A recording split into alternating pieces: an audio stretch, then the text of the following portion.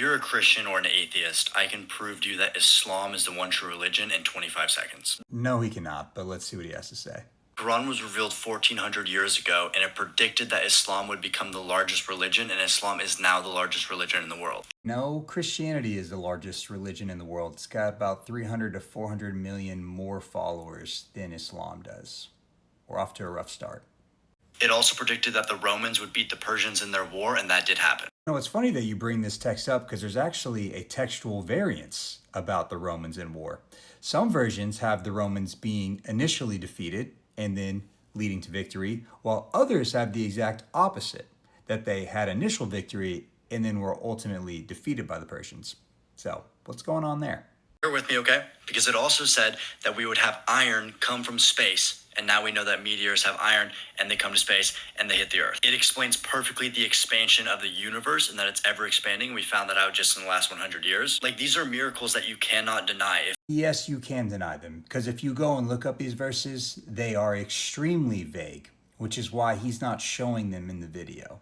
And by the way, many ancient texts before the Quran, like the Bible or other Greek texts, talk about the sky, the universe, space being an expanse.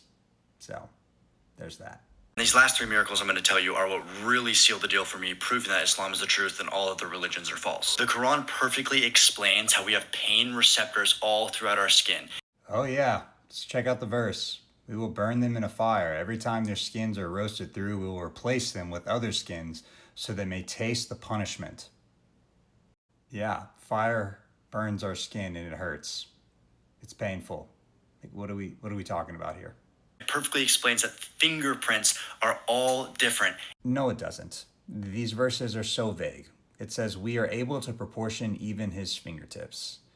To say that this is correlating with the uniqueness of the human fingerprint, absurd. And it also explains how the human embryo is formed. Yeah, and it gets a lot wrong.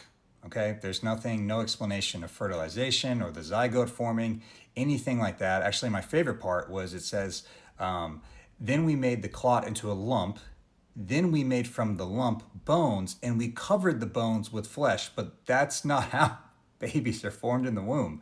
Bones don't come and then they're covered with flesh. It all develops like throughout the process together.